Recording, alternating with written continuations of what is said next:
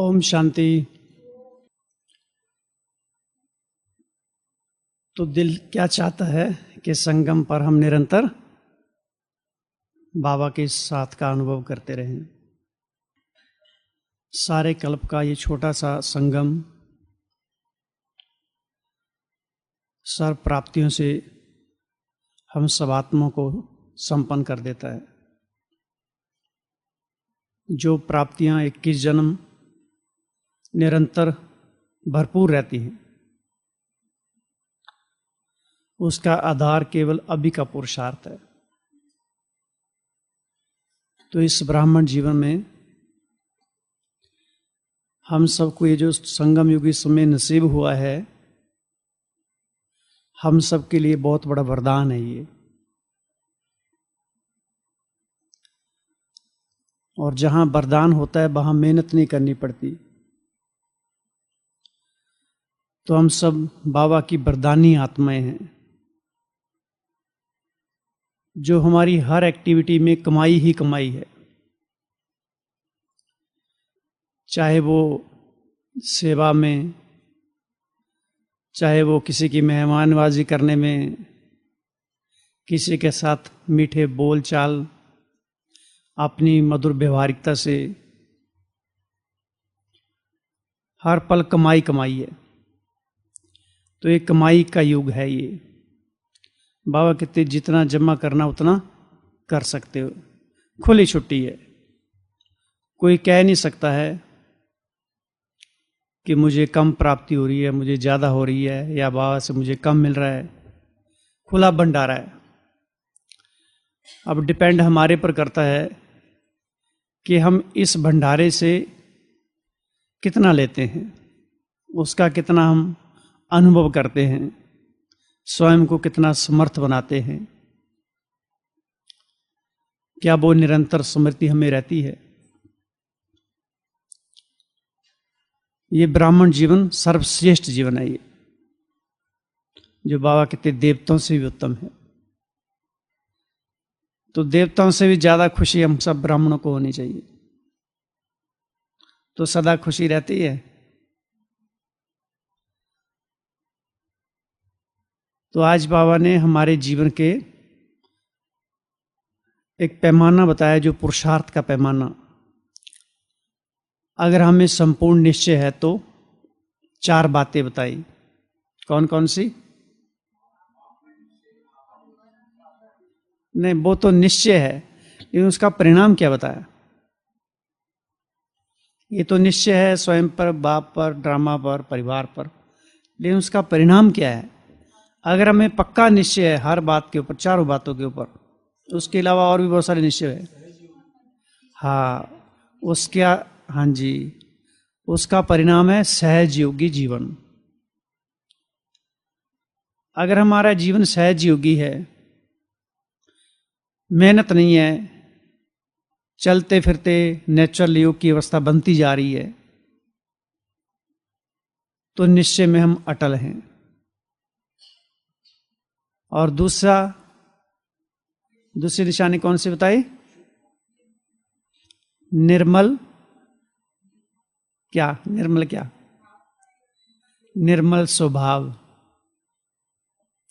हमारा स्वभाव अगर परिवर्तन हो रहा है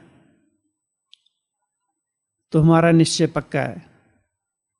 स्वभाव में सौम्यता आती जा रही है, मिठास आती जा रही है, अपने अंदर की कमी कमजोरियों को छोड़ने की दृढ़ इच्छा बलवती हो रही है। ऐसा नहीं है कि हमारा व्यवहार एकदम निर्मल बन जाएगा, लेकिन निर्मल स्वभाव बनाने के पथ पर हम अग्रसर हैं। कमी कमजोरियां तो आएंगी, बाबा ने कहा अंत तक आनी है, लेकिन वो कमी कमजोरियां हमें प्रभावित नहीं करेंगी। स्वयं के स्वभाव संस्कार से हम तंग नहीं होंगे, आएंगे, लेकिन उन पर जीत पाने का हम पुरुषार्थ करेंगे। ऐसा नहीं सारे तुरंत निकल जाएंगे। अगर सारे स्वभाव संस्कार निकल गए तो फिर तो यहां बैठे किस लिए? फिर तुम स्वर्ग में होने चाहिए। तो बातें आएंगी, लेकिन निर्मल स्वभाव बनाने के लिए हम निरंतर अग्रसर रहेंगे। तो दूसरी निशानी थी कौन सी? निर्मल स्वभाव। स्वभाव अर्थात हम स्वयं को कितना भाव देते हैं, अपने मूल्यों को कितना जानते हैं। इतने सारे बाबा सम्मान देते हैं, उस सम्मान में कितना स्थित रहते हैं। जो हमारी नेचुरल नेचर है, स्वभाव जो वह स्वतः काम करता है। कैसे काम करता है? जो लंबे समय से हमारी आदतें पड़ी होती हैं, संकल्पों के आधार पर, कर्मों के आधार पर जो संस्कारों में बदल जाती हैं, वो हमारा स्वभाव नेचुरल नेचर में काम करता है। तो हम सारे दिन में स्वयं को कितना महत्व देते हैं, अर्थात सम्मान की सीट पर हम कितना समय स्थित रहते हैं, अर्थात समर्थ स्मृति में हम कितना समय रहते हैं। परसों वरदान था ना, परसों की मूल्य था, कल का ही था, समर्थ स्मृतियों से संपन्न होना, कल का था। तो समर्थ कितना रहते हैं हम?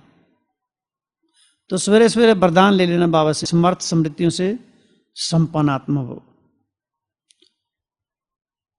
तो हमेशा हम अपने भाव में स्थित रहें।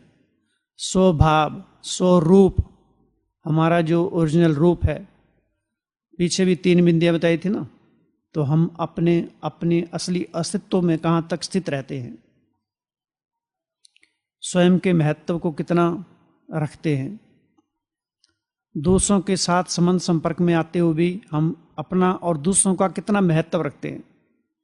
नहीं तो कई दफ़ा ऐसे भी होता है, हम तो अपने सम्मान में स्थित रहते हैं, लेकिन दूसरों को हम सम्मान की स्थिति से नहीं देखते हैं, दूसरों को हम साधारण ही देख रहे हैं। ये भी यथार्थ पुरुषार्थ नहीं है। जिस सम्मान में अगर स्थित रहते हैं तो उसको भी उससे ऊंचे सम्मान से देखना है, क्योंकि हमारी दृष्टि सामान्य रहती है। हाईएस्ट एटीट्यूड होना चाहिए, ऊंच दृष्टिकोण होना चाहिए हर एक के प्रति। बाबा हमको कितना ऊंचा दृष्टिकोण से देखते हैं। बाबा जब आते हैं तो हम तो वैसे शारीरिक रूप से तो सब सामान्य दिखते हैं, लेकिन जो हमारी आंतरिक अवस्था है, जो हमारा अनादि आदि संस्कार हैं, जो देवताई हमारा जो पद है, तो बाबा कितना उस दृष्टिकोण से सबसे पहले हमको वैसा ही संबोधन करते हैं। तो हम स्व के भाव में कितना स्थित रहते हैं, सारे दिन में स्वयं को और दूसरों को कितना महत्व देते हैं। जब तक हम अपने आप को महत्व नहीं देंगे, दूसरों को भी महत्व नहीं दे पाते। जैसी हमारी सोच रहती है, वैसी हमारी दूसरों के प्रति भी दृष्टि भी वैसी रहती है। इसलिए अपनी सोच को बहुत ऊंचा बनाना है। समर्थ स्मृतियों से हमेशा आत्मा प्रकाशवान रहे, जगमगाती रहे, ऊंचे ऊंचे ज्ञान रत्नों से खेलती रहे। तो दूसरी निशानी थी निर्मल स्वभाव, और तीसरी शुभ भावना की वृत्ति। अब ये बहुत बड़ी बात है, सबके प्रति शुभ भावना, और उससे पहले तो स्वयं के प्रति शुभ भावना। स्वयं के प्रति शुभ भावना अर्थात क्या? कभी भी हम निराश नहीं हो, लेकिन कभी निराश भी हो जाते हैं। हमेशा हम ऊंची ऊंची स्थिति में स्थित रहें। जो बाबा कहते हैं विश्व कल्याणकारी तो हो, लेकिन स्वयं के परिवर्तन करने में कमजोर हो गए, तो स्वयं के प्रति शुभ भावना नहीं है इसका अर्थ। तो जब तक स्वयं के प्रति शुभ भावना नहीं है, या स्वयं के प्रति रहम दिल नहीं है, अर्थात हम अपने खजानों को जो हमको भगवान से गिफ्ट के रूप में प्राप्त हुआ, सौगात के रूप में, प्रसाद के रूप में, वरदान के रूप में, अगर हम उनका सदुपयोग नहीं कर रहे हैं, तो भी हम अपने आप पर बेरहमी कर रहे हैं। जैसे इतने महावाक्य, ऊंच महावाक्यों से बाबा हमको श्रृंगारते हैं, सारे दिन में हम उसका कितना चिंतन कर पाते हैं। अगर उसके उन महावाक्यों के प्रति हम थोड़ा सतर्क नहीं रहेंगे, चिंतन नहीं करेंगे, तो आत्मसात कैसे करेंगे? जो चीज़ हमको मिली है कि आप सारे दिन में ये चीज़ खाते रहना, और हमने खाई नहीं, तो तंदुरुस्ती रहेगी? शरीर में ताकत आएगी? नहीं आएगी ना। डॉक्टर टैबलेट देगा, दवाइयाँ देगा, इंजेक्शन देगा, और लेके हमने रख दिए, तो ठीक थोड़ा नहीं होंगे, बीमारी ठीक होगी? तो बाबा भी सुप्रीम सर्जन है, हमें इतने इतने बड़े सम्मान देते हैं, महावाक्यों से श्रृंगारते हैं, वरदान देते हैं। तो अगर सारे दिन में हम स्मृति में नहीं लाते हैं, तो हम कमजोर होते जाएंगे, और ही कमजोर होते जाएंगे। तो ब्राह्मण जीवन का जैसे लगेगा कैसा जीवन मिल गया ये, ऐसे ऐसे संकल्प आएंगे, निश्चय डगमगाएगा, संशयात्मक बुद्धि बन जाएगी। तो निर्मल स्वभाव और शुभ भावना की वृत्ति, हमारी वृत्ति अर्थात क्या?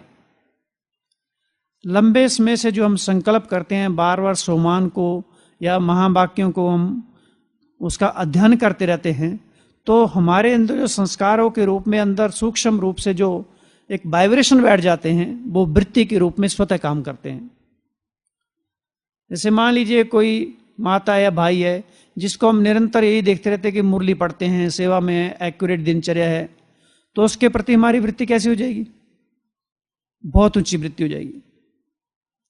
और हम देखें अगर कोई आपस में गपशप मार रहे हैं, व्यर्थ चिंतन कर रहे हैं, जो हमारे सब्जेक्ट की बातें नहीं है उसका हम चिंतन करें, तो हमारी वृत्ति कैसी हो जाएगी? तो वृत्ति स्वतः काम करती है। लेकिन कोई भी हमको दिखे, सबके प्रति बाबा कहते शुभ भावना की वृत्ति हो, कैसा भी हो।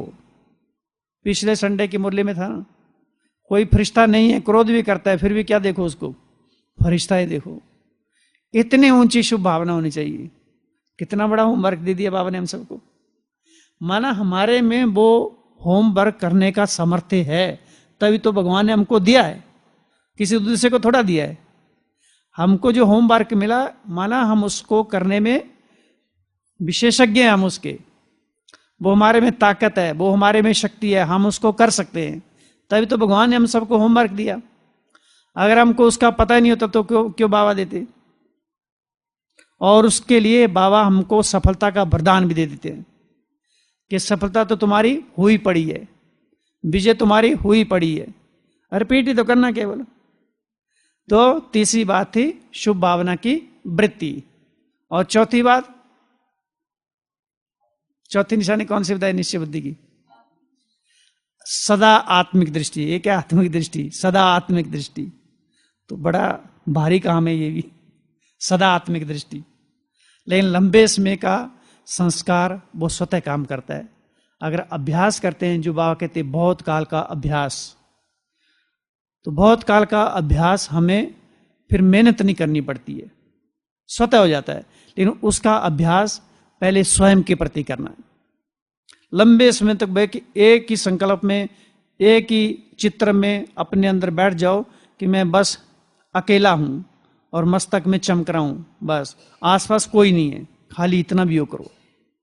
जैसे आप मधुबन में हैं तो एक बहुत सुंदर योग का प्रयोग किया जा सकता है। जब भी हम मेडिटेशन में बैठते हैं, कमरे में रहते हैं, तो हमेशा ये सोचो मैं कमरे में अकेली हूं, कोई भी नहीं है कमरे में, अकेली आत्मा हूं मैं। या इस मधुबन में मैं इसमें सिर्फ अकेली आत्मा चमक रही हूं, चारों तरफ सन्नाटा है। सन्नाटे की बात बाबा ने कब कही थी? परसों के मुल्ले में। क्या कहा था? हाँ, अशरीरी बनने की नंबर 1 ड्रिल है अशरीरी बनना है। इससे क्या होता है? सन्नाटा छा जाता है। तो अगर कमरे में माताएं रहती हैं, अगर सारे ही सोचें या भाई रहते हैं कि मैं अकेली आत्मा हूं, तो कितना सन्नाटा हो जाएगा। तो आज ये सब करना और कल उसका परिणाम दिखना चाहिए, सबको अनुभव होना चाहिए, क्योंकि अभी हर बात का अनुभव करना है अकेले का। एक है हम सबके बीच में रहते हुए अकेले हैं, अपने आप को अकेला। दूसरा यह है कि अकेला, पास में भीड़ नहीं है, उस अकेले का अनुभव अलग है। लेकिन भीड़ में रह के अकेले का अनुभव करना बहुत बड़ी शक्ति है, ये बहुत बड़ी साधना है, और ये करना ही है। आप देखेंगे जो लोग भीड़ भाड़ में रहते हैं उनको नींद भी कैसे आ जाती है ना? सब अनुभवी होंगे, कहीं ना कहीं परिस्थिति से गुजरे होंगे। जितना मर्जी शोर शराबा हो, तुरंत नींद आ जाती है, कुछ भी होता रहे। तो यहाँ तो अगर बाबा के घर में रहते हैं, इतने सेवादारी भाई बहन इकट्ठे रहते हैं, और कोई खराटा मार रहा है, कुछ मार रहा है, तो फिर उसमें हमको नींद आनी चाहिए। अगर नहीं आ रही है तो हमारे अभ्यास की कमी। जो बाबा कहते हैं पब्लिक में प्राइवेट का अनुभव,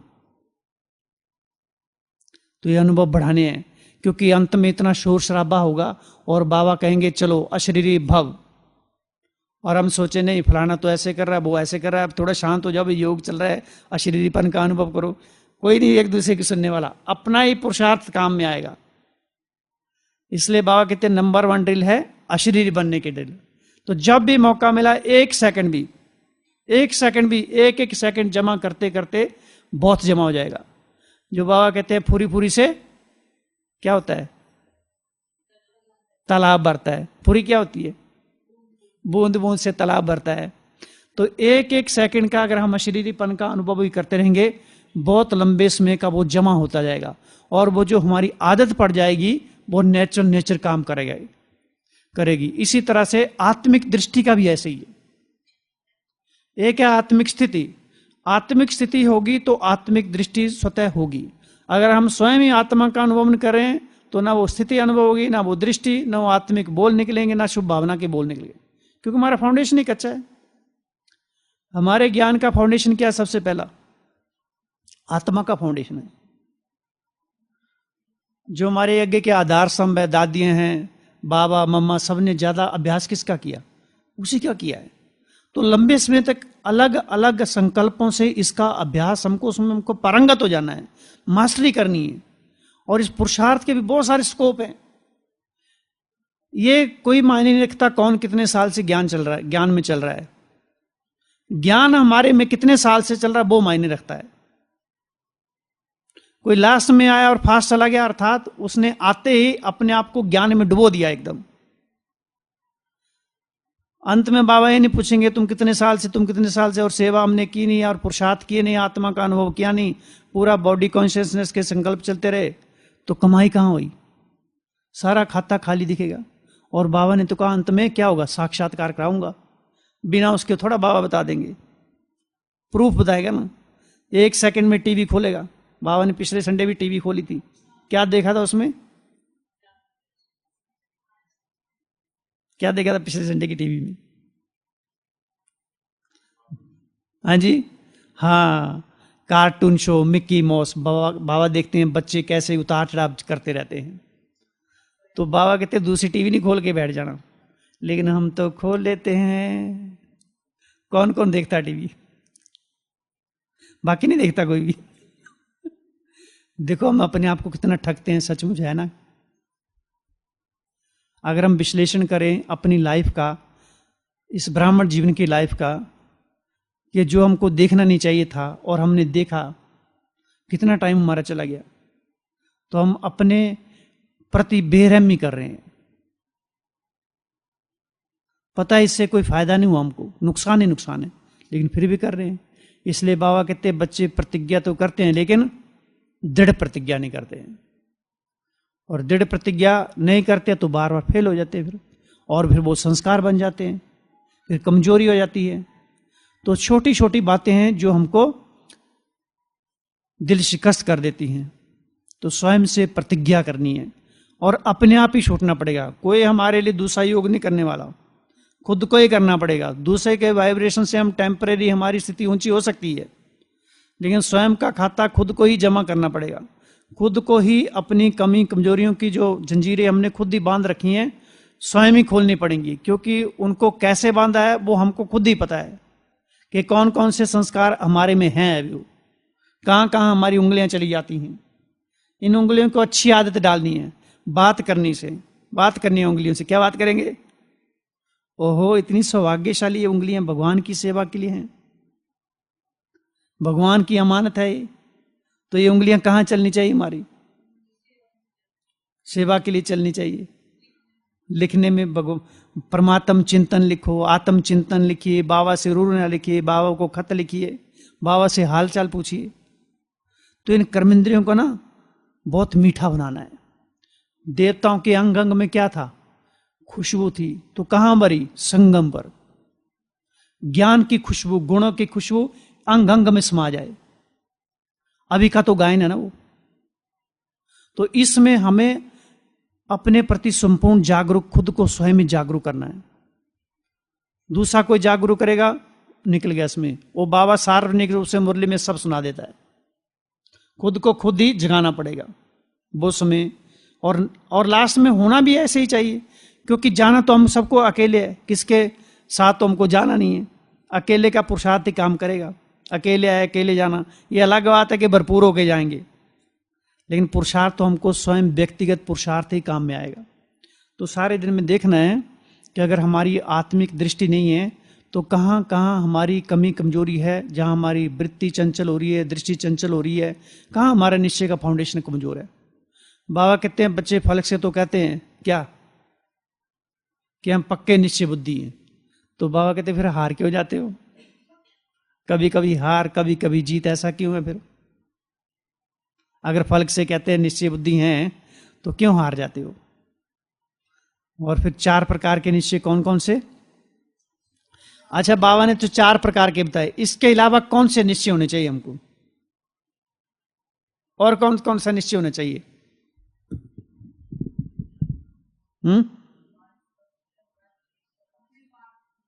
अपने पार्ट पर निश्चय, बिल्कुल, जो हमको पार्ट मिला है उस पर पूरा निश्चय। नहीं तो मुझे ये सेवा क्यों मिली, वो मिलनी चाहिए थी, है ना, या मुझे यही संबंध संपर्क में हमारे रिलेटिव्स यही क्यों मिले, हम दूसरे घर में जाना चाहिए था। और कौन सा निश्चय? संगम युग पर समय का निश्चय, हाँ, और ड्रामा में आ गया वो। तो 4 प्रकार के निश्चय। सबसे पहला बाबा के ऊपर निश्चय। तो बाबा के ऊपर सभी को निश्चय है, तभी तो बैठे हैं इधर। सही बात है, तभी तो इधर बैठे हैं। तो बाबा पर निश्चय कैसे हुआ? कैसे निश्चय हुआ बाबा के ऊपर? और बाद में छोड़ देता है। शुरू शुरू में तो उंगली पकड़, हाँ, क्योंकि हमारे सबके जीवन में कोई ऐसी क्रिटिकल समस्याएं, प्रॉब्लम्स, परिस्थितियां आई होंगी जहां संसार वाला कोई व्यक्ति उभार नहीं सका, बल्कि वो तो डुबाने वाले थे।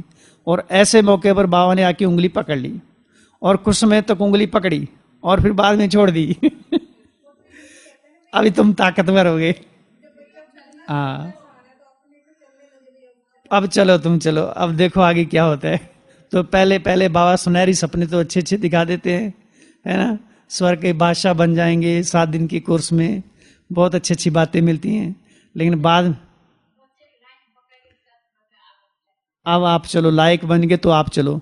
तो फिर हमारी निश्चय की परीक्षा 3-4 साल के बाद शुरू होती है। 3-4 साल बाद तो अच्छा पक्का निश्चय रहता है ना, इतना अच्छा ब्राह्मण परिवार मिल गया, इतनी अच्छी सेवाएं मिल गई, इतना अच्छा ब्रह्मा भोजन मिलता है, कितने ड्रामा का ज्ञान मिल गया, हम स्वर्ग में चले जाएंगे। फिर 3-4 के साल के बाद जब बच्चा बड़ा होता है, रेगड़ियाँ पहनते पहनते थोड़ा चलने लगता है, फिर बाबा कहते हैं अब चलो अपने आप से। फिर हमारी निश्चय की परीक्षा शुरू होती है, फिर विघ्नों का आना शुरू होता है, फिर विघ्न हमको परिपक्व बनाते हैं, और धीरे धीरे ताकत आती है ना। जैसे कोई भी माँ है तो बच्चे को कब तक मालिश पालिश करते रहेगी? बड़ा होने के बाद मालिश पालिश करेगी? अगर बड़ा बच्चा माँ के सामने बैठ जाए और बोले मेरी मालिश करो, तो माँ क्या करेगी? मालिश वाले चीज करेगी। तो हम बाबा के बच्चे समर्थ बच्चे हैं कि बाबा कहते हैं अपने दम पर चलो। भगवान के बच्चे हमेशा उंगली पकड़ के तो चलेंगे नहीं, उसके समान है। तो बाबा हमें अपने समान बनाने के लिए अपना सब कुछ हमारे पर न्यौछावर कर देते हैं। इसलिए बाबा जन्मते हम सबको सारे वरदान दे देते हैं, दिव्य बुद्धि, दिव्य दृष्टि, सब वरदानों से संपन्न बना देते हैं। तो बाबा पर निश्चय। दूसरा स्वयं पर निश्चय, ये सबसे बड़ा निश्चय है। ये स्वयं पर निश्चय, बाबा कहते हैं कि स्वयं के निश्चय में बच्चे डगमगा जाते हैं। कैसे डगमगा जाते हैं? हाँ जी, थक जाते हैं, चल जाते हैं। और हाँ, मुख्य बात ये होती है कि भगवान इतने बड़े बड़े टाइटल देते हैं, तुम तो जहान के नूर हो, प्रकृति पति हो, विश्व कल्याणकारी हो, आधार मूर्त हो, उदार मूर्त हो, पूर्वज हो, मास्टर सर्वशक्तिवान हो, मास्टर ज्ञान सूर्य हो, परम पवित्र आत्मा हो, हाँ जी, मास्टर भगवान हो,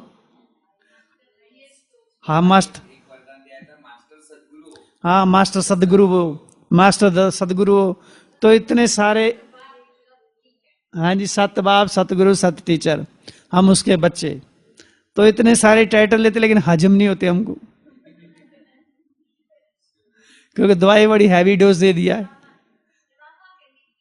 हाँ, ड्रामा पर निश्चय। तो इतने बड़े बड़े टाइटल हजम क्यों नहीं होते हैं? उसकी जुगाली नहीं करते हम। गाय को घास भी कब हजम होता है? जब वो जुगाली करती है। तो हम सब कौन हैं? भगवान की गौएं हैं। तो जुगाली तो करनी पड़ेगी ना। हाँ, तो वो संस्कार भारी पड़ जाते हैं, है ना, भारी पड़ जाते हैं। अब उन संस्कारों को ना बदल देने का भी, हाँ, टाइम लगता है। सही, ठीक है, टाइम लगता है। तो बाबा हमको इतने उतने टाइटल देते हैं, तो वो तब हजम हो गए जब उन पर हम चिंतन करेंगे गहराई से, उन महावाक्य से प्रेम करेंगे, उन महावाक्यों को निहारेंगे, बड़े बड़े सुंदर सुंदर अक्षरों में लिखेंगे। जैसे स्टूडेंट्स को पढ़ाई से कितना लगाव होता है, जिसको अच्छा पद पाना होता है, कितनी मेहनत करते हैं वो, दिन रात पढ़ाई पढ़ते रहते हैं। तो हमको तो इतना ऊंचा पद मिलना है, और किताब को हाथ भी नहीं लगाएंगे, मुरली को हाथ भी नहीं लगाएंगे। बाबा कहते क्या मेरे राजा बचे हैं, इतने बेपरवाह हो गए हैं। हाँ जी, पढ़ाई, हाँ, पढ़ाई पर निश्चय, बिल्कुल। माता जी को कितना निशान देखो। तो हमें स्वयं पर निश्चय चाहिए। जो भी हमको बाबा से प्राप्ति होती है, उन प्राप्तियों को संजो के रखना है, उनको जीवन में अनुभव में लाना है, उनका स्वरूप बनना है। अगर हमारे जीवन में वो अनुभव में नहीं आता है, तो जैसे जीवन में आधा अधूरा नीरस जीवन लगता है। हर चीज हमारे जीवन में समा जाए, वो नेचर बन जाए, ज्ञान का हर एक पॉइंट। और उसके लिए जैसे बताया माता ने, टाइम लगता है, ऐसे ज्ञान के लिए भी टाइम लगता है। तो हम तो अभी बाबा के भक्त नहीं है, बाबा के कौन है माता जी? बच्चे। कौन से बच्चे? नहीं, माता जी बताएंगे। हाँ जी, कितने स्किल दे, बात मत पूछो। तो बाबा के अधिकारी बच्चे हैं, है ना। तो अभी तो भक्ति के संस्कार पूरे हो गए। बारिश बच्चे हैं, उसके लाडले बच्चे हैं, शक्तिशाली बच्चे हैं। अभी पता चल गया सारा ही।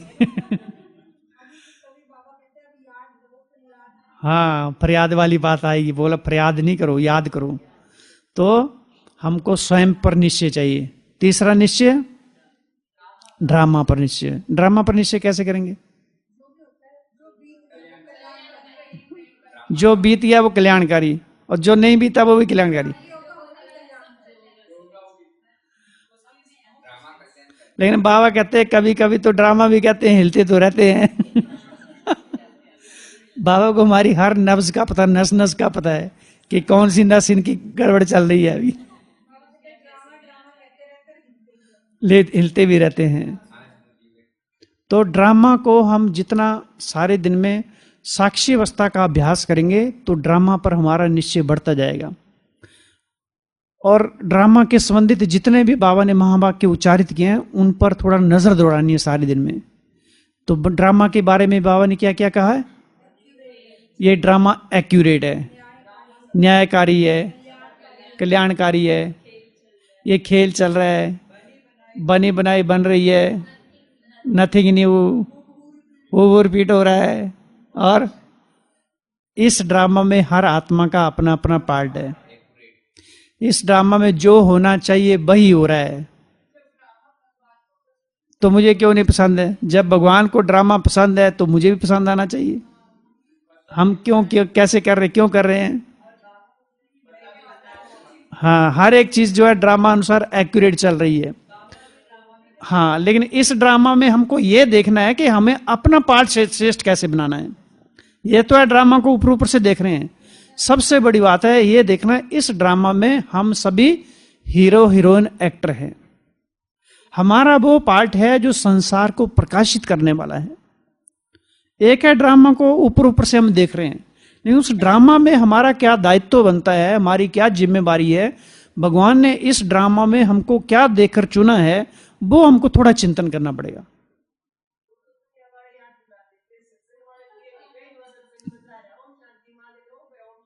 हाँ, वो कभी कभी दुनिया वाले याद दिलाते हैं कि अपने कर्तव्यों के प्रति जागरूक रहो।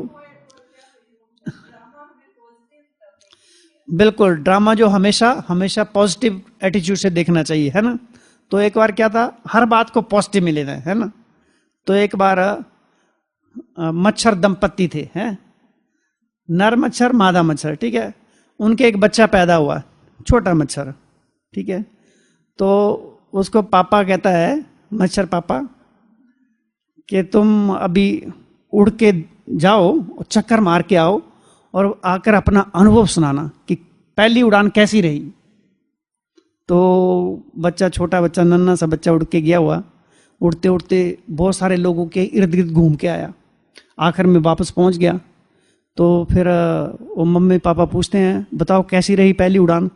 बोला, बात मत पूछो, जिधर जिधर से गुजरा ना, सब लोग मुझे तालियां बजा रहे थे। अब इसका क्या अर्थ हुआ, वो मारने के लिए कर रहे थे लेकिन उसने पहले एटीट्यूड पॉजिटिव कि तालियां बजा रहे थे मुझे। तो हमको हर बात पॉजिटिव तरीके से लेनी चाहिए इस ड्रामा में। तो तीसरा निश्चय ड्रामा का। और चौथा सबसे बेस्ट है परिवार का, परिवार पर निश्चय। और ये परिवार तो हमारा क्या है, सुरक्षा कवच है। अगर हमारा पॉजिटिव एटीट्यूड हो जाता है तो हर एक से हम, हमारी जो वृत्ति है ना, गुण उठाने की वृत्ति बन जाएगी। अगर नेगेटिव रहती है तो सब में क्या देखेंगे, बुराइयां देखते रहेंगे। तो बाबा कहते खिटपिट होती है। और परिवार में खिटपिट है तो फिर माला में कैसे आएंगे। माला को अलग अलग धागे में थोड़ी बनती है, एक ही धागे में सारे मन के पिरोने हैं। और हम सभी अलग अलग स्वभाव संस्कार के, अलग अलग स्टेट के हैं, अलग अलग भाषाओं वाले हैं, और एक ही धागे में पिरोना है। हाँ, फिर भी मिलके रहते, कितनी बड़ी बात है। बाबा की कमाल है ना तो बाबा की कमाल है। तो हम सभी एक ही माला के मण के हैं, क्योंकि ये ब्राह्मण जीवन की विशेषता है। कौन सी विशेषता बताई बाबा ने, क्योंकि संसार वाले केवल धर्म स्थापन करते हैं, लेकिन यहां राज्य स्थापन करते हैं हम। तो इस ब्राह्मण परिवार की ये विशेषता है कि यहां धर्म और राज्य दोनों की स्थापना हो रही है। वसुदैव कुटुंबकम की हम ये किताबों में बचपन से पढ़ते थे, लेकिन दिखाई का ही नहीं देता था, यहां आके दिखा सारा वो तो प्रैक्टिकल में वो यहां आकर दृष्टिगोचर हुआ, है ना। बचपन से हम किताबों में टीचर बड़े जोर शोर से पढ़ाते थे, नारे लगाते थे, हिंदू मुस्लिम सिख ईसाई आपस में भाई भाई। लेकिन जब हम बाजार में जाके लड़ाई झगड़ा देखते तो पछता ही नहीं था कि पढ़ा क्या रहे, वो तो है ही नहीं कहीं। तो हम सोचते थे कभी ऐसा भी संसार होगा क्या। तो प्रैक्टिकल में फिर हमको दिखाए जो वसुदैव कुटुंबकम की भावना होनी चाहिए, जो बाबा कहते हैं बन मन की काठी। तो हम सभी बाबा के बच्चे परिवार की एक माला के सूत्र में है, पिरोए हुए माला के मण के हैं। तो कौन सा निश्चय, परिवार में निश्चय। ये परिवार हमको क्या करता है, निखारता है, हमारी विशेषताओं को निखारता है, हम आगे बढ़ाता है। हमारे अंदर जो भी विशेषताएं जो दबी पड़ी हैं, क्योंकि एक दो की विशेषताओं को देखकर हमको उमंग उत्साह आता है कि ये भी कर सकते तो हम भी कर सकते हैं। आता कि नहीं आता है। तो और वैसे भी आप अनुभव करो, मधुबन में आकर वो भी काम सीख जाते हैं जो आप पहले जिंदगी में कभी किया ही नहीं होगा। तो बाबा कितनी सारी विशेषताओं से हमको संपन्न बना देते हैं। जो बाबा कहते हैं सर्वगुण संपन्न, 16 कला संपूर्ण, तो वो परिवार में रह के ही बना जा सकता है, अकेले में नहीं रह के बना जा सकता है। नहीं तो बाबा कहते हैं, कोई कोई बच्चे कहते हैं बाप से प्यार तो ठीक है, लेकिन परिवार से प्यार थोड़ा भारी पड़ जाता है। लेकिन बाबा ने ये भी कहा, परिवार में पास तो सब में पास, चैरिटी बिगेन्स एट होम। और सचमुच ऐसा परिवार सारे जीवन में, सारे कल्प में मिलेगा कहीं, कहीं नहीं मिलेगा। अच्छा चलो, कोई कुछ कह भी देता है तो किस लिए कहता है, हमारे में कमी है, हमको आगे बढ़ाने के लिए तो कहता है ना। लेकिन वो कमी अगर हम अपने उन्नति का साधन बना लें तो हम उठती कला का अनुभव करेंगे। अगर उस कमी को पकड़ के बैठ जाएंगे तो फिर हम कमी का चिंतन करते रहेंगे। फिर जो विजय निश्चित होती है, निश्चित विजय नहीं होगी। जो बाबा कहते हैं निश्चय बुद्धि अर्थात निश्चित विजय। फिर क्या चलेगा, व्यर्थ का चिंतन, क्यों, क्या, ऐसे, कैसे। तो सारा दिन इसी में हमारा चलता जाएगा। तो जो अतीन्द्रिय सुख का अनुभव फिर कब करेंगे, वो जो वास्तविक खुशी होनी चाहिए वो कब करेंगे, जो सारे दिन में हल्कापन रहना चाहिए वो कब अनुभव करेंगे। हाँ जी, हाँ, फ्लाई की जगह बाई हो जाएगा, वो 2-4 संडे पहले था फ्लाई की जगह बाई। तो बाबा कहते हैं फ्लाई करना, बाय बाय नहीं करना।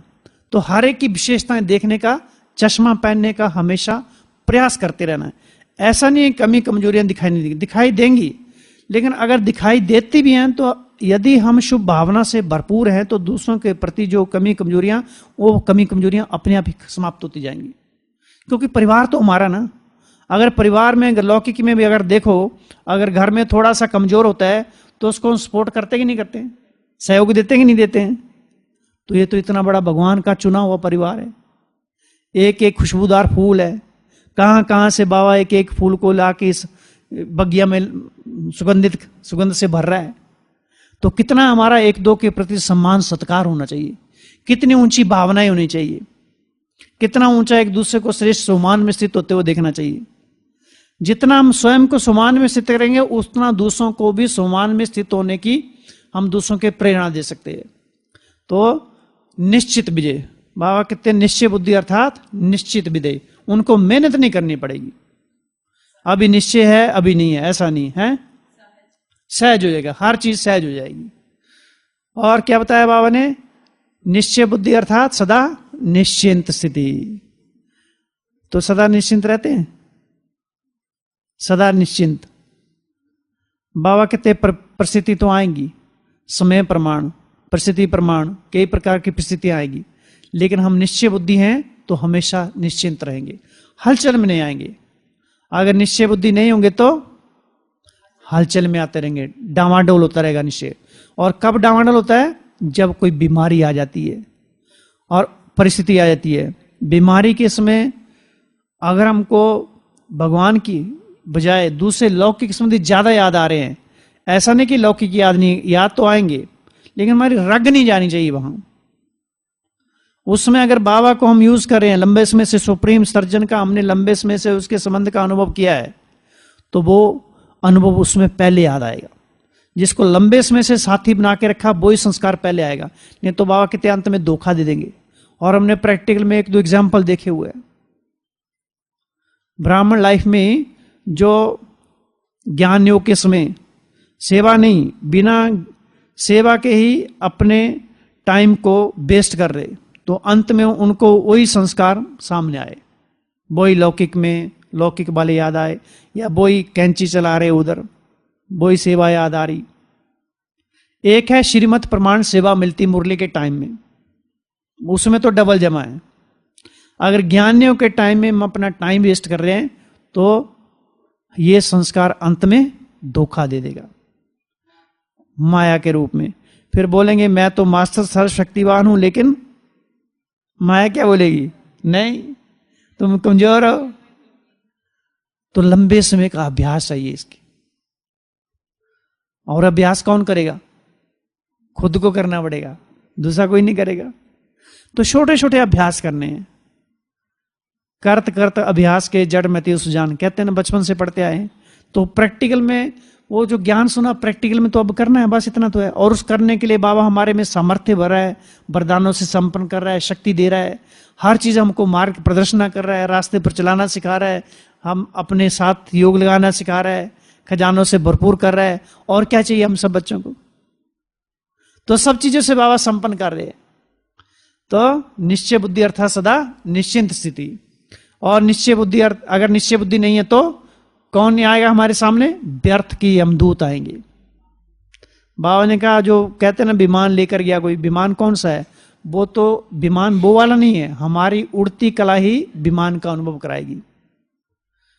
अगर व्यर्थ चिंतन है तो यमदूत के रूप में सामने आएंगे, डराएंगे। वो कैसे डराएंगे, भूत कैसे आते हैं, ऐसे आएंगे, वो आएंगे, पर्दा हिलता ना, भूत कैसे आते, देखा होगा ना पहले हॉरर शो कभी, एक कमरा होता है डरावना, अंधेरा होता है ऐसा, है ना, फिर एक बिजली कौंधती है, फिर पर्दे हिलते हैं, फिर आवाज आती है, आती है ऐसे। हमारे संकल्प भी डराते हैं। तो जो हमने लंबे समय से भर के रखा ना वो ही हमको दिखाई देगा। तो लंबे समय से हमने अच्छे अच्छे संकल्प भरे हैं, पॉजिटिव संकल्प भरे हैं, अपने को शक्तिशाली बनाया है, स्वयं को वरदानों से भरपूर किया है, तो वो हमारे सामने संस्कार के रूप में वो ही काम करेंगे। फिर उसमें हमको अनुभव होगा कि हाँ, हम मास्टर सर्वशक्तिवान हैं, अर्थात जिस समय उस शक्ति की जरूरत पड़ेगी वो हमें सहयोग देगी, सहयोग के रूप में सामने आएगी। तो लंबे समय से हमको अभ्यास करना है। कौन से? सोमान में स्थित रहने का, अशरीरी बनने की ड्रिल का, और फरिश्ता स्थिति का, चिंतन लिखने का, बाबा से बातें करने का, रूहान करने का, साकाश देने का, प्रकृति को साकाश, तत्वों को। हाँ जी, बाबा को पत्र लिखने का। क्या लिखेंगे बाबा को पत्र में? क्या लिखेंगे? हाँ, और क्या लिख? दिन याद का चार्ट लिखेंगे। और क्या पत्र लिखना? एक बहुत बड़ा प्यार भरा पत्र बाबा को लिखना, तो कैसे लिखेंगे? हर चीज का धन्यवाद। हाँ, बाबा ने आपने जो मुझे सुनाया मैं अभी आपको सुनाती हूँ, आपने हमको क्या क्या सुनाया हो। ये भी बहुत अच्छी बात है ना। तो बाबा भी खुश हो जाएगा, वाह मेरा बच्चा मुझको ही सुना रहे है। क्योंकि दूसरा कोई सुनेगा नहीं हमारे से, वो बोलेगा अपना ज्ञान अपने पास रख, लेकिन बाबा थोड़ा बोलेगा जी। तो बाबा को सुना देने का, बाबा खुश हो जाएगा। तो पहले दुखी थोड़ा, बाबा जो खुश हो जाएगा। हाँ हाँ, अभ्यास करना है। तो अलग अलग युक्तियां अपना सकते हैं ताकि हम भी बिजी रहे और बाबा भी हमारे हमको देख के बिजी रहे हमारे प्रति, है ना। सब भटकना बंद हो गया, देखो। हाँ, थैंकफुल, ये बहुत बड़ा एक बहुत अच्छी आदत है, हर चीज के लिए थैंकफुल। किसी से भी हमको सहयोग मिलता है, या सवेरे मुरली सुनते हैं, जैसे बाबा के लिए याद प्यार नमस्ते करते हैं, तो सुनाने वाले के प्रति धन्यवाद। अच्छा, जो यहाँ सेवा करते हैं सबके प्रति धन्यवाद, जो ये कपड़े धुलाई करते हैं उनके प्रति धन्यवाद, प्रकृति के प्रति। हाँ जी, बाबा ने जो पेपर दिया उसके लिए भी धन्यवाद। माया को मैं ही भेजता हूँ, क्योंकि माया बाबा की बेटी है और हम उसके परिवार वाले हैं। आगे बढ़ाने के लिए बाबा को अपनी बेटी को भेजता है। पेपर पास होता तो धन्यवाद निकलता है। ऐसा नहीं कि जैसे स्टूडेंट के होते हैं ना, पढ़ते तो है नहीं, बाबा आप देख लेना, अब जिंदगी भर पढ़ा नहीं है तो बाबा क्या देखेगा उस समय? अरे भाई थोड़ा बहुत तो पढ़ लो ना। पढ़ने के समय बाबा स्मरण शक्ति को बढ़ाने की ताकत देगा, शक्ति देगा, वो रेस देगा, ताकत देगा, बल देगा। लेकिन मैंने पढ़ाई पढ़ी नहीं और लास्ट में पेपर में बस टिक टिक टिक टिक करके आए तो पास थोड़े हो जाएंगे।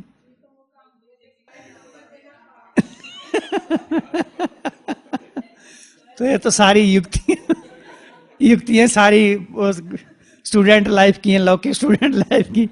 लेकिन यहाँ तो ऐसे चलेगा नहीं, ऐसे लिखो तो थोड़ा चलेगा नहीं। यहाँ, हाँ, यहाँ तो क्या हम, हाँ,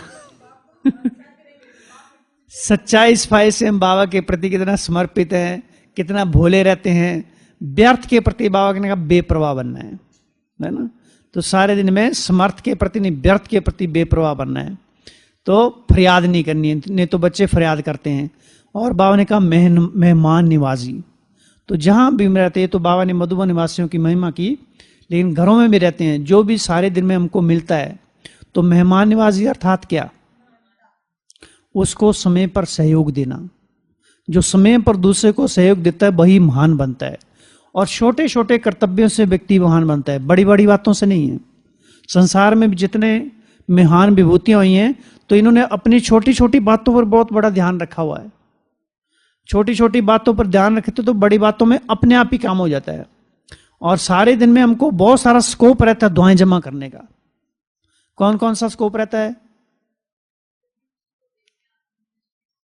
आत्मिक दृष्टि से देखना, और या किसी से बोलते हैं तो उसको यथार्थ सुनना और उसको जवाब देना, उसकी बात को ऐसा नहीं इग्नोर कर देना। अगर सामने वाला टीचर पढ़ा रहा है स्कूल में और बच्चा अपनी गर्दन नीचे रख के बैठा हुआ है, भले वो पढ़ाई तो पढ़ रहा है लेकिन कम से कम गर्दन तो हिलाए ना, तो टीचर का उसके प्रति मन में दुआएं तो जाएंगी ना। जैसे बाबा भी क्या कहते हैं, बच्चे आगे बैठकर कांध हिलाएं तो अच्छा लगता है। और उसके लिए एग्जाम्पल कौन सा देते थे बाबा मुरली में? डांसिंग गर्ल, डांसिंग गर्ल के लिए देते हैं ना, दादियों का एग्जाम्पल भी देते, तो बंस मोर बंस मोर। तो हम भी पढ़ाई पढ़ते एक स्टूडेंट की तरह पढ़ते हैं, तो सामने वाले टीचर की दुआएं मिलती हैं। अगर हम जैसे बहन जी कहते हैं हाथ उठाओ, और हम नहीं उठाते तो हमारा देह अभिमान है ये, क्योंकि जो निमित्त टीचर है किसने निमित्त बनाया? भगवान ने निमित्त बनाया। और हम हाथ नहीं उठा रहे हैं तो हमारा बॉडी कॉन्शियसनेस में पूरा है, पूरा अहंकार जैसे रग रग में भरा हुआ है, और वो आदत पड़ गई, उठाएंगे नहीं तो अंत तक कैसे रहेगा? हाथ उठा ही नहीं सकेंगे। अंत में बाबा भी कहेगा हाथ उठाओ तो भी नहीं उठाएंगे, क्योंकि आदत तो डाली ही नहीं हमने। तो हर चीज हमको सिखाती है छोटी छोटी बातें, उसमें अगर हम हाथ नहीं उठाते हैं तो टीचर तो भले शुभ भावना से परिपूर्ण हो, लेकिन सूक्ष्म रूप से हमारी जो दूरियां बढ़ जाती हैं, क्योंकि हमने सामने वाले की बात को नहीं माना। तो अपने अंदर एक अहंकार रखता, नहीं मैं सामने वाले से अच्छा हूं। एक सूक्ष्म वृत्ति हमारे अंदर वो काम करती रहती है, जो हमारी विशेषताओं का दमन करती रहती है, जो हमारे अंदर की विशेषताएं जो उभरनी चाहिए थी, निखरनी चाहिए थी, तो वो निखरती नहीं है। फिर धीरे धीरे वो बातें, थोड़ी थोड़ी थोड़ी बातें, बहुत सारी ढेर लग जाता है, बोझ लग जाता है, और फिर क्या होता है, और दूरियां ज्यादा बढ़ जाती हैं, फिर परिवार से दूर हो जाते हैं। तो ये छोटी छोटी बातें जो हमको दुआएं जमा करते हैं। नहीं जी, हाँ, ईगो हो जाता है। तो क्या करना है? सदा निश्चिंत रहना है, दुआएं देनी है। नहीं, पॉइंट कौन सा चल रहा था? नहीं, निश्चय नहीं, और चल रहा था सारे दिन में जमा कहाँ कहाँ कर सकते हैं। जब मेहमान निवाजी, देखो कहाँ से कहाँ निकल गई, ऐसे भागती है बुद्धि। तो मेहमान निवाजी सारे दिन में संबंध संपर्क हमको, हमारे साथ कोई भी आता है तो हर एक को मिठास, भगवान ने हमारे जीवन में मिठास भरी है, जहर नहीं भरा हुआ है, कड़वे बोल नहीं भरे हुए हैं। भगवान के महावाक्य क्या है? मिठास है। बाबा कौन है? स्वीट का पहाड़ है। तो स्वीट का पहाड़ हमको क्या देगा?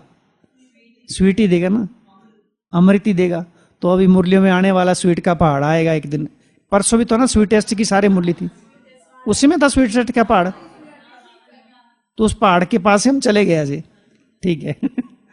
तो हम स्वीट के पहाड़ के बच्चे, तो हमारे जीवन में थोड़ा स्वीट तो जीव से शायद तो निकलना चाहिए ना, है ना।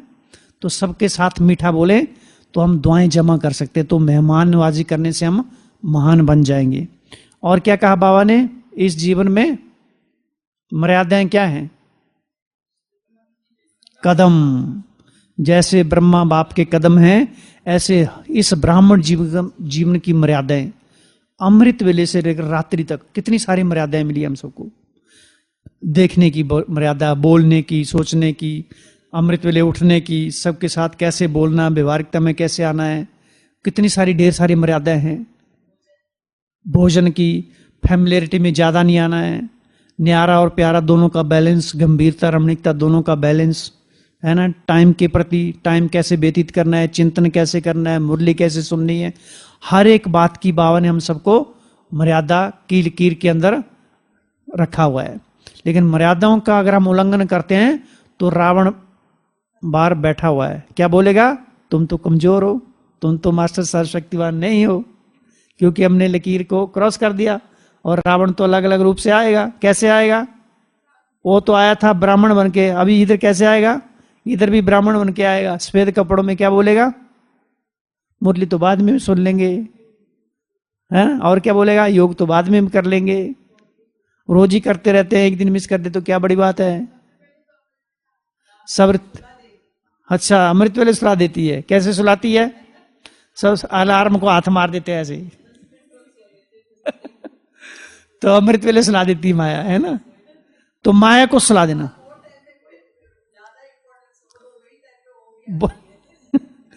माया को भी सवेरे सवेरे अच्छा लगता है सुलाना। लोरी देने आती है ना, सोचती है हाँ अमृत वेला शुद्ध पवन है, मेरे लाडले जागो। और माया भी उल्टा गीत गाती है, मेरे लाडले सो जाओ। वो खुद जाग जाती है, हमको सुला देती है कि बच्चे थक गए थे सारा दिन और थोड़ी नींद कर ले। लेकिन बाबा हम सबको अमृत वेले क्या कर देता? फुल चार्ज कर देता है एकदम। तो मर्यादाएं हमारे जीवन का कदम है, उनके प्रति बेपरवाह नहीं बनना है, लापरवाह नहीं बनना है। बेफिक्र बादशाह तो बनना है, लेकिन मर्यादाओं के प्रति बेपरवाह नहीं बनना है। और बाबा ने कहा स्नेह के सागर हो तुम बच्चे, स्नेह के लोटा नहीं हो। तो स्नेह का स्टॉक भरपूर है। अगर क्रोध करता है 1 बार 2 बार 10 बार तो क्या करो, उसको स्नेह दो। और बाबा ने बोला 20 बार करे तो दाता के बच्चे, जो हमारे पास होगा वही तो देंगे ना। अगर क्रोध आता भी है तो इसका अर्थ है कि स्नेह के स्टॉक में कमी है।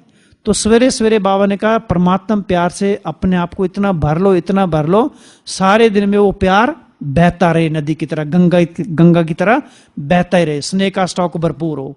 और क्या कहा आपने, निरंतर योगी कौन है?